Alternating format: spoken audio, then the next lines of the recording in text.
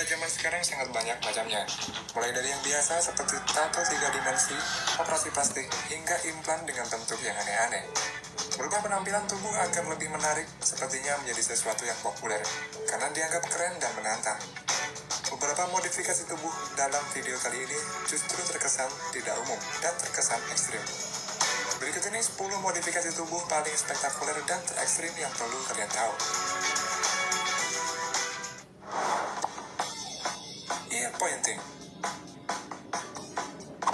Metode ini adalah bagian dari operasi plastik. Mulanya daun telinga bagian atas dilukai lalu dijahit dan dirapatkan hingga sedikit runcing. Hasil akhirnya adalah sebuah telinga yang mirip telinga kucing atau telinga elf yang terinspirasi dari film Lord of the Rings.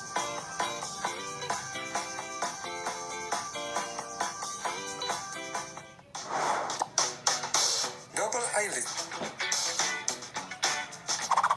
Di Korea, kebanyakan mereka yang tak memiliki double eyelid merasa tidak percaya diri. Orang Korea memiliki persepsi cantik dan tampan itu jika seseorang memiliki double eyelid. Makanya, gak heran kan, tingkat operasi plastik di Korea Selatan itu tinggi banget. Double eyelid surgery adalah prosedur kosmetik kelopak mata untuk menciptakan lipatan di kelopak mata atas dan membuat bukaan yang lebih besar antara kelopak mata atas dan bawah, sehingga membuat penampilan mata terlihat lebih besar. Prosedur double eyelid melibatkan pengangkatan sebagian kecil jaringan kulit dan lemak di kelopak mata. Bugle head. Tren bernama bugle head ini dibuat dengan cara mengisi cairan salin di dahi. Suntik salin dan bugle head ini pertama kali diperkenalkan di Tokyo pada tahun 2007 silam. Setelah benjol pada dahi dinilai cukup, praktisi bugle head kemudian memencet bagian tengah benjolan. Muncullah dahi dengan bentuk mirip roti bagel dengan lubang di tengahnya. Salin sendiri merupakan campuran air dan garam, sehingga apabila bocor, cairan dapat diserap dengan baik oleh tubuh dan tidak memberi efek samping yang buruk. Tentu saja, prosedur bugle head ini tidak permanen. Dalam sehari, cairan salin akan diserap tubuh dan dahi menjadi normal kembali.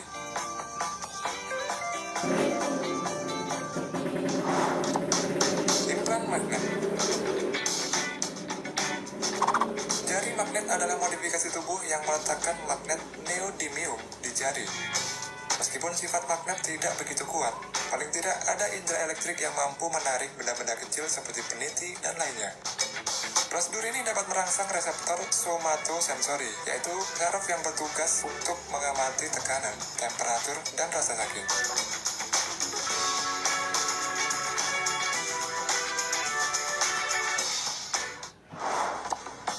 Body piercing. Joel Mikler, berasal dari Jerman, dikenal dengan julukan Body Modded Punky, adalah penggemar berat seni modifikasi tubuh. Menurutnya, sejak usia 13 tahun ia sudah hobi bereksperimen dengan seni yang berbeda-beda. Pertama, ia menindik kedua daun telinganya. Setelah memiliki beberapa tindikan di telinga, ia beralih ke prosedur belah lidah untuk menjadikan lidahnya bercabang. Tidak cukup sampai di situ, ia kemudian membuat sepasang lubang besar di kedua belah pipinya.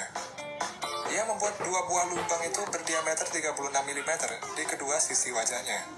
Lubang-lubang itu membuat gigi sampingnya terlihat jelas. Mikler bahkan bisa menjulurkan lidah bercabangnya melalui pipi. Implan RFID.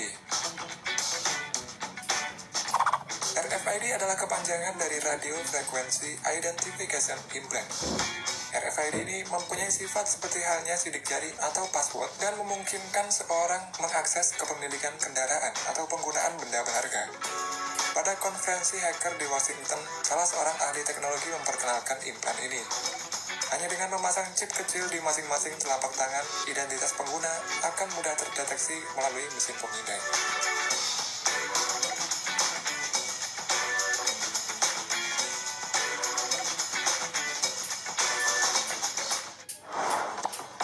Tato mata. Tato biasanya diaplikasikan pada kulit tubuh. Tapi bagaimana jika tato diaplikasikan pada bola mata? Tato bola mata dilakukan dengan menyuntikkan tinta ke bawah permukaan mata untuk mengubah warna putih pada bola mata. Seperti banyak modifikasi tato, sangat sedikit seniman yang cukup terampil untuk melakukan tato bola mata ini dengan aman. Nah, bagaimana dengan faktor kesehatan?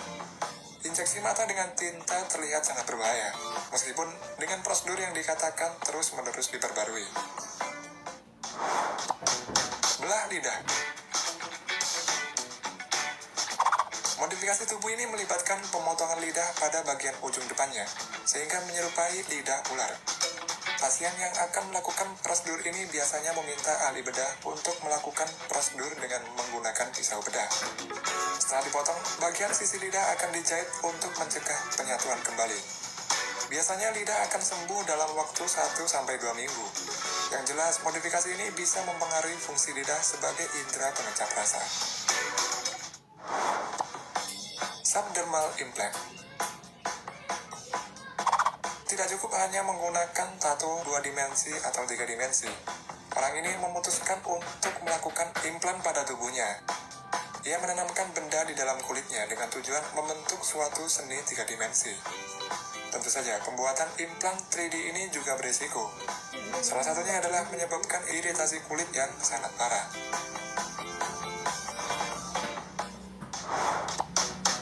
Transdermal horn.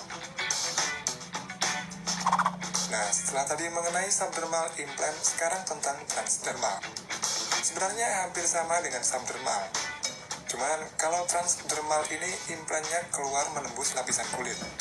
Contohnya adalah seperti orang yang bertanduk ini.